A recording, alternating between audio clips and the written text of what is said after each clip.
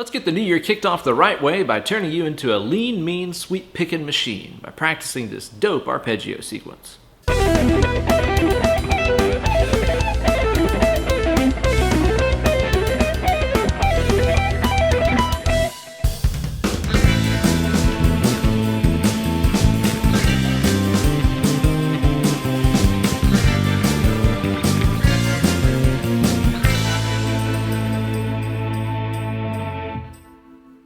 Well, hey there kids, for the first time in 2020, it's your good buddy, Uncle Ben. As I record this video, it's just a few days into the year 2020, and I'm sure most of you guys are already hard at work on your New Year's resolutions. I bet some of you guys are hitting the gym and losing a few pounds, finally getting back in the habit of reading more books, trying to kick the habit of sniffing glue before noon, perfecting your cat declawing technique, or finally beginning your training to beat your real dad in an arm wrestling match. I know I am. But personally, I think it should be your New Year's resolution to turn yourself from an arpeggio amateur into a sweet-picking stud. Lucky for you, I've created this neoclassically inspired arpeggio sequence that covers the neck in different inversions of really commonly used arpeggios. That way you can start meeting your goals today. But before we get into it, let's hear it again at stepdad speed.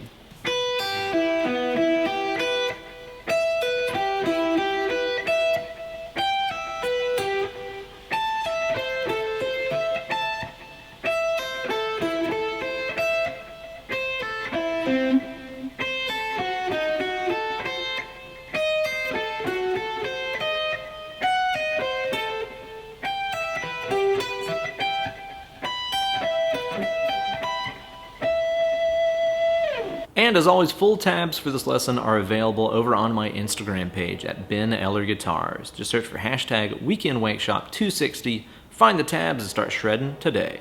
Downloadable tabs, backing tracks, bonus lessons, and more are available to everybody who supports my channel over on my Patreon page at patreon.com/BenEllerGuitars. There's all kinds of goodies available to everybody over there, even just starting at the $1 a month level. So be sure to click the Patreon link in the video description and check out that page today. This week, my Patreon supporters will be getting the backing track that I made to practice this lick along with at several different speeds. That way you can get it up to tempo in no time. So be sure to check out that page today. Okay, so this arpeggio sequence is in the key of E minor and follows a chord progression that goes E minor, A minor, and then a B altered sound. More on what that is later on in the lesson. We're going to be playing arpeggios that follow that chord progression in several different inversions. And if you're unfamiliar with what I mean by inversions, here's what I'm talking about. So let's take, for example, your E minor arpeggio. Now that's usually made up of the notes E, G, and B, the root, flat third, and fifth, intervallically speaking. We can play those three notes in that order, E, G, B, or rearrange them in any other order that we'd like maybe G, B, E, or B, E, G. Whichever order we put those notes in, it's still an E minor arpeggio. Learning multiple inversions of the same arpeggio is a really great thing for any player to do. That way you don't just get locked into one position for every arpeggio you know. If you find yourself in the 12th position, you'll have an E minor arpeggio that you can use. Maybe if you're down here in the 3rd position, you'll have another one you can use.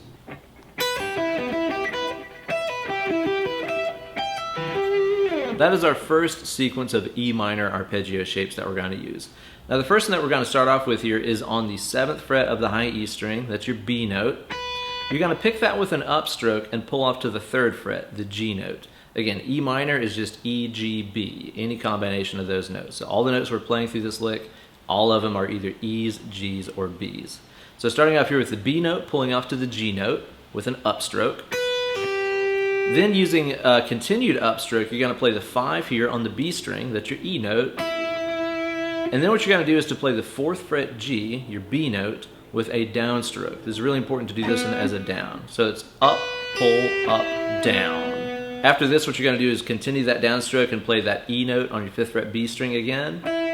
Downstroke on the G note on the high E string, number 3. And then use an upstroke to play the high E string fret 7, the B note. So that's up, pull, up, down, down, down, up. Okay? Up, pull, up, down, down, down, up. I recommend taking some time and really just working on that shape right there until you get traction on that picking pattern. So we're going to be using that a lot. I can already see somebody in the comments saying that they can't make this stretch happen.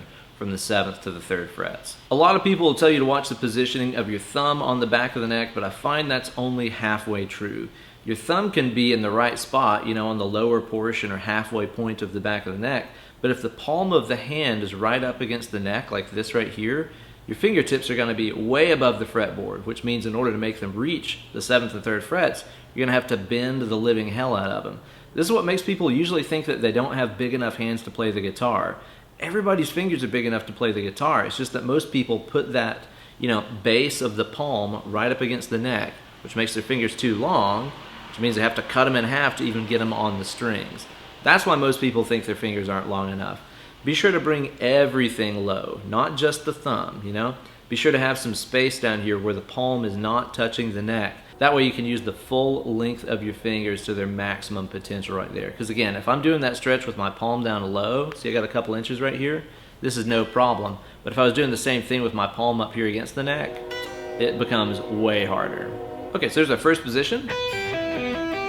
Next what we're going to do is jump up to this position right here. Again, another big stretch. Be sure to keep that palm low. This is another E minor arpeggio, so everything here is an E, a G, or a B. Start off here with the E note on fret number 12 of your high E string. Again, this is going to be an upstroke, same picking as the last arpeggio. Upstroke, pull off to 7. Continue your upstroke through the 8th fret here on the B string, the G note. Then you're going to do a downstroke here on the 9th G, your E note. Downstroke on the 9th B. Downstroke on 7 high E. And then upstroke on the 12 high E. Okay? So now you have. And after this, we're going to end with this position of E minor, which is the dreaded finger roll shape that most guitar players hate, myself included. What you're going to do is to start off here on the 15 on the high E string, pull off to 12. Then you're going to play 12B and 12G. I do that 12G with a downstroke because my pick is going to need to be going to the high E string for the next arpeggio, so might as well put it going in that direction. So it's up, pull, up, down. Now, a key strategy you got to use whenever you're playing arpeggios where one finger is rolling across multiple strings like it is in this one, is as soon as you're doing that first note here on the high E string, the 15, you'll notice that my first finger is already kind of on top of the E, B, and G strings. Now, I'm not barring them. I'm not mashing them all down because that'll sound really messy. The notes are going to bleed together like that. Whenever I start this arpeggio off, it might look like my finger is on the top 3 strings, but essentially what's going on here is that the knuckle, like the first knuckle right here on my finger, is on the high E, and then I'm going to roll onto my fingerprint to fret the B string, and then roll onto my fingertip to fret the G string. So it might look like it's all first finger, but it's really 3 surfaces of the first finger. This is the key to doing these rolls. It's in learning how to use those 3 different surfaces that finger has. The knuckle, the fingerprint, and the tip. You're not mashing all down at the same time and hoping that'll turn out clean, because it won't. You got to learn how to kind of roll that finger and get those different playing surfaces happening to fret those 3 strings. Again, it's a huge pain in the butt, but it's worth learning how to do because there's a lot of arpeggio shapes that feature that first finger doing the worm, popping and locking across strings like that. Now at this point we're going to enter into the A minor section. An A minor arpeggio is the notes A, C, and E. And we're going to start off in the position that we are already in here by playing the 17 on the high E, pulling up to 12, 13th B, 14th G with our downstroke. That's our first downstroke here. Up, pull, up, down. Back to the 13th B, 12th high E, up on the 17 high E. Okay? Our first A minor arpeggio. After this, shift down to this position. Again, another inversion of A minor. It's all A, C, E. We're going to play the 12 on the high E, pulling up to 8, 10th B, down on the 9th G, 10th B, 8th high E, up on the 12, okay? So you have, and then the last one, again, there's another finger roll right there. This is the 8 on the high E pulling up to 5, where my knuckle on my first finger is already fretting. Fingerprint on the 5B, fingertip on the 5G. That's our arpeggio shape. We're just playing 4 notes of it. Up, pull, up, down. So the A minor section is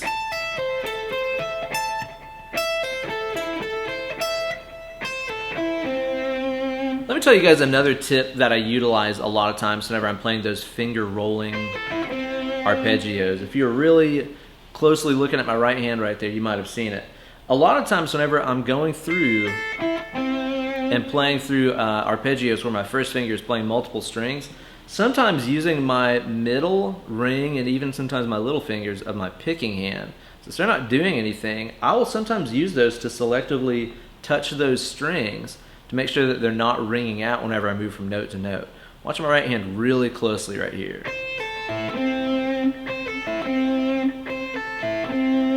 Notice right there, whenever I land on that C note, both of these fingers are now just resting on the top two strings of the guitar. You can use that to get a really crisp, clean sound with no ringing strings. Now, at this point, it goes to kind of a B7 sound. But we're not going to play B7. That would sound like this. If you remember, whenever I played the lick at the start of the video, what I play instead sounds and feels more like a diminished arpeggio, like this. Now your fingers are going to tell you that's a diminished thing, you know, because that's exactly what it feels like, just that all minor third kind of thing. But harmonically, what's happening here isn't just straight diminished. The Hammond organ part that I played on here is outlining a B7 chord, which is root, third, fifth, flat seventh, root. B, D sharp, F sharp, A, and B. This B7 chord is being used to resolve back to the one, E minor, because that's what dominant chords love doing. Check out my Christmas chord chemistry video that came out a few weeks ago to learn all about the magic of dominant chords and how they typically like to resolve. But this B7 chord is being used to resolve back to E minor. But a really cool trick that classical composers, jazz players, gypsy jazz players, and all kinds of other dudes use to achieve even more tension over that B7 chord is, instead of playing B7, play a full diminished chord a half step above it. I've done this in a couple other videos too. Let me reiterate that. Instead of playing a dominant, play a diminished a half step above it. So don't play B7, play C diminished 7. Now that might sound like crazy talk, like why does that work? But if you think about it, in reference to B, whenever I play C diminished, the total sounds that we're getting out of that are, okay, that C is a flat 9. That's a very tense, ugly interval, you know? But after that flat 9, again, in reference to B, which is what we're playing over at the time, that's how we determine harmony. What are you playing it over? The next note in that C diminished 7 arpeggio is going to be this guy, right? In reference to C, that'd be E flat or D sharp.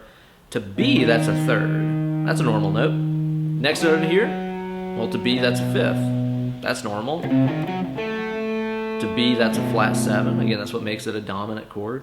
And then I'm right back at that flat 9 again. So my fingers might be telling me I'm playing C diminished 7, but to B, I'm playing flat 9, third, fifth, flat 7. All these notes were totally normal to B7. This guy was weird, the flat 9, right? That's what makes it sound so cool and tense.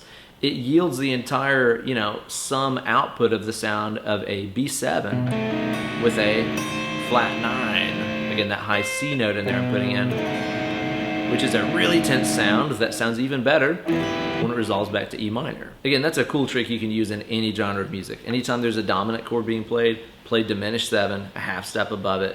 Sounds really cool. Because diminished 7 arpeggios are just stacked minor thirds, that also means that you could play a diminished here, a diminished here, a diminished here, whatever. Moving in those 3 fret intervals, it's always going to work out and sound really cool. So what I'm playing here sounds like B7 flat 9, but to my fingers feels like a bunch of diminished 7 arpeggios, and here's how I play it. I'm starting off here on the 8 on the high E string. There's that C note, which again in reference to B, flat 9. And what I'm going to do is I'm going to play that note and pull off to the 5th fret, the A note, which is the flat 7 degree.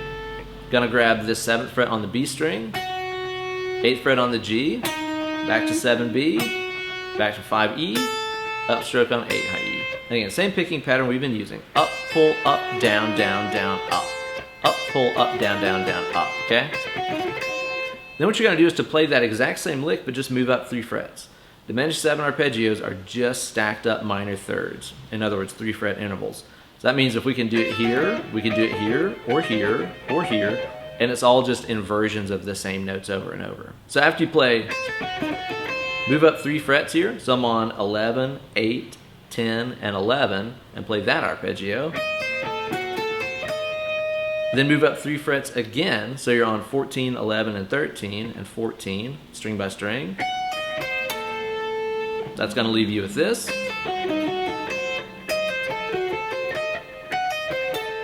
And then we go back to E minor to end the whole sequence. Now this is again using that 15, 12, 12, 12 kind of finger roll shape that we used earlier. Same picking. So you're going to play the 15 on the high E string point to 12, 12B, 12G, 12B, 12 high E, 15 on the high E. Again, E minor arpeggio. And then what you end with here feels like the first arpeggio that we played, but an octave higher. So I'm starting off here on the 19 on the high E, pulling up to 15, 17th B, 16th G, 17th B, 15th high E, 19th high E, okay? And then end by playing that root note of the arpeggio, the 17th fret B string, the E note.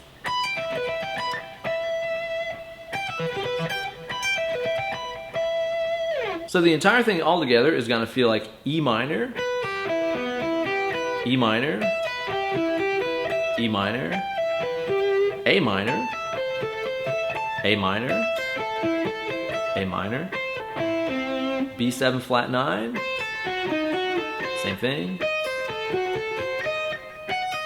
back to E minor.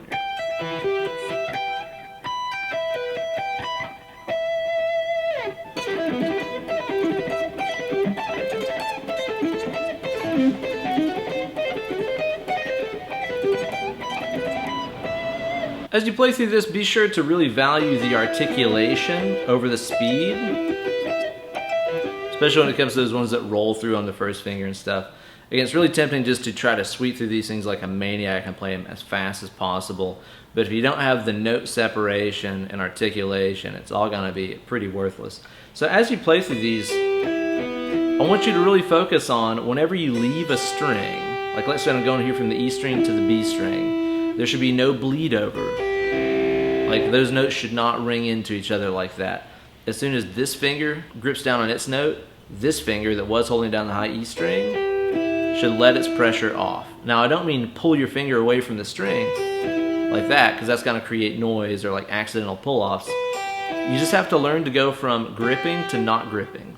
The term I've used many times before is it's full and empty of energy, you know? When you fret the note, it's full of energy. When you're not fretting the note, you don't take it away, you just empty the energy out. That automatically mutes the string, which kills the note, keeps it from bleeding over into the next one, and keeps you from sounding out an accidental pull-off. And again, it takes going really slow when you do this stuff. If you're going through it really fast, you might not notice that you have notes ringing into each other like that. But when you play slow, it's really easy to hear if you're articulating those notes cleanly enough. Speed always begins with control. You cannot have speed without control. It's pointless. It's like having a Lamborghini without tires on it, you know? Work on building the control and the articulation, and the speed will follow.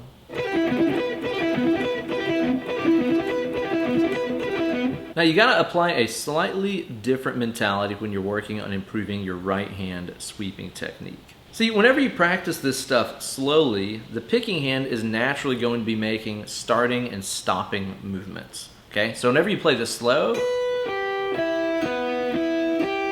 it's like, yeah, you're going to be using consecutive upstrokes and consecutive downstrokes, but that's actually pretty different than the motions that you're going to be making whenever you're fully sweep picking this at high speeds. Because at low speeds, there's going to be kind of this jerkiness where it's like upstroke, stop, upstroke, stop, downstroke, stop, down, stop, down, stop, up, you know? Whereas whenever you're sweeping, it's all a completely fluid motion. And that's something that just appears when you start playing this stuff at a speed where the pick is constantly moving. The closest analog I could think to compare that to is it's kind of like the difference between walking and running, you know? You can't just practice walking faster and faster until you're suddenly walking at running speed. The two things are just inherently mechanically different. When you run, your feet are leaving the ground, you know? That's not something that you can start walking fast enough until that happens. You just kind of have to run into it. So what I recommend is after you've kind of gotten that left hand articulation and muting and stuff working for you the way that you should, I do sort of recommend taking the right hand into speeds that are a little bit uncomfortable for you, because that's the only way you're going to be able to get into this constantly in motion feel that we're going for when we sweep pick, you know? The pick is always moving. It's not starting and stopping like it does when you practice slowly. And the only way to do that is just by pushing yourself into those zones. And that's why whenever I constructed this lick, I put the little pauses in there in between arpeggios. It's not just non-stop sweeping down, sweeping up, sweeping down, sweeping up. There's little pauses in there. That way you can kind of learn that technique and take a breath before you have to do it again. If you're just playing non-stop up and down, it can be really overwhelming. It'll get away from you. You might not notice if you're kind of screwing the technique up or something. But whenever you're doing these small little doses with pauses in between them, it's going to kind of allow your brain and your muscle memory and your nervous system to digest the new information you just handed it before you give it another bite. Now, whenever I talk about pushing yourself into those, you know, more brisk speeds so you can work on the fluidity of that sweep picking technique, I don't mean trying just to rush in and play this as, you know, 16th note triplets at, I think I did this at 110 BPM or something like that. I don't mean that. You can find a tempo that's not crazy, that you can still feel the fluidity of motion. You know what I mean? Even if you're practicing like at this speed, you know, I can feel my pick hand is always moving when I do that. Whereas I don't feel it when I play it at this speed. That feels like stop and go to me. So just try to find yourself a tempo where you feel like the picking hand is always in motion and very fluid and not doing individual pick strokes, and you gotta master this technique really quickly. Thank you guys so much for watching. Be sure to like this video and subscribe and ring the bell for notifications every time I upload a new slice of fried gold. If you like what you saw in this video, be sure to support my channel over on the Patreon page at patreon.com/BenEllerGuitars. Well guys, it's been fun. 2020 is going to be an awesome year. I've got a lot of plans for some great stuff to give you guys this year and expand and grow and so on. So I look forward to sharing this ride with you guys for another year. But as for you guys, get away from the computer, go practice some guitar. Less clicking, more picking.